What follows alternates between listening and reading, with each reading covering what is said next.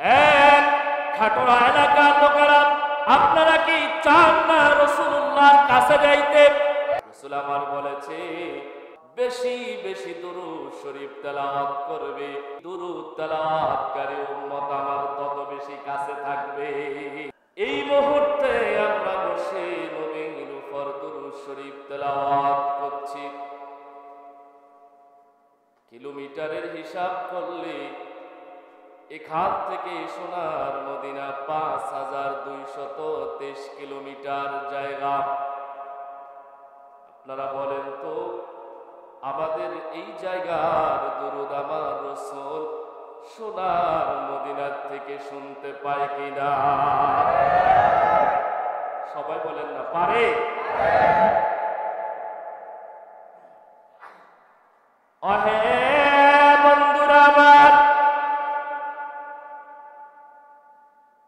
রাসূল আমার এখানের দুরূদ শুধু শুনতে পায়, বিষয়টা এমন না।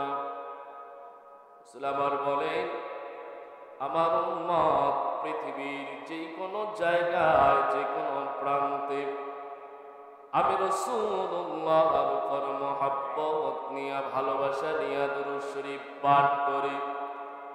আমি রাসূল রওজা তাহার থেকে আমার কর্ণকুহরে কান মোবারকে উম্মতের সেই দুরূদ আমি রাসূল শুনতে পাই।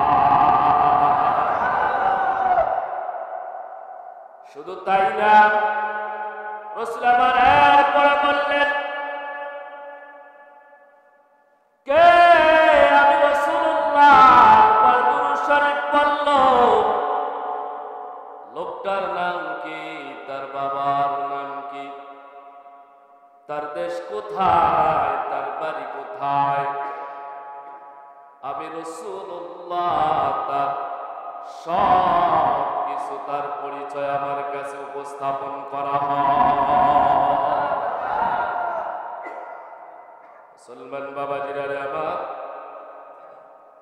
রাসূল আমাদের দুরূদ সোনার মদিনার থেকে শুনতে পায়। আমরা এখানে বসে নবীর দুরূদ শরীফ পড়ছি।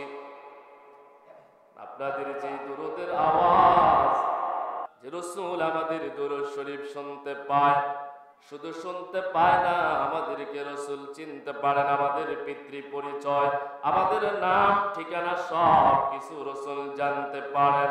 এখন আপনারা বলেন যে আমরা রাসূলুল্লাহর উপর যত বেশি দুরূদ শরীফ পড়ব, যত বেশি সালাতু সালাম পড়ব, এতে করে আমরা রাসূলুল্লাহর কাছে যাব না দূরে যাব?